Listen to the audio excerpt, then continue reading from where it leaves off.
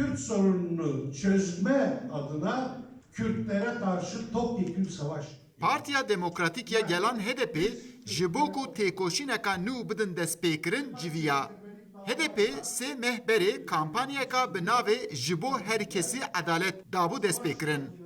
Di civîna meclisa partiyê da li ser têkoşîna HDP ya dahatû hate rawestandin.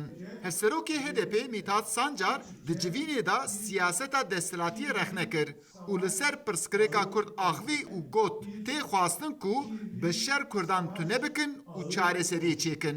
Kürt sorununda çözümsüz. Yên ku ne çareserkirina pirsgirêka Kurdan ji bo xwe kirdiye armanc, ji bo çareserkirina kêşeya Kurd li beramberî Kurdan şerekî giştî dane destpêkirin. An ku dibêjin heke em li beramberî Kurdan şerekî berfireh bimeşînin, di ew jî bêdeng bimînin. Ev siyaset nû nîne. Bi hezaran gundên Kurda şewitandin. Ji berê heta nûke û hiç çareseriyek jî nehat. Ayrımcılık yapanı istemiyoruz.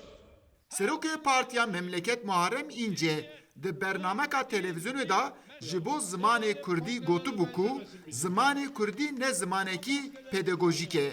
Hevserokê HDP Mithat Sancar li ser van gotinên İnce jî sekinî û bi tundî ev qisana rexne kir. Bu yüzlerini Yek derketiye dibêje bi zimanê Kurdî perwerde çênabe. Ev qisane qisên neteweperestin. Vana rûya xwe jî êdî hîç veneşartin. Li vê derê dibêjim.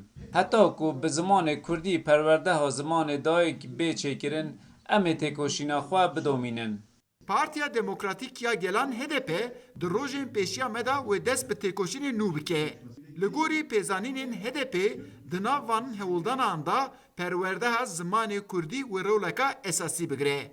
Eyüp Demir, Dengê Amerika, Ankara. hükümetin en tepesinin açık kaynakları yetmez. O nedenle kara ekonomiye başvurursun.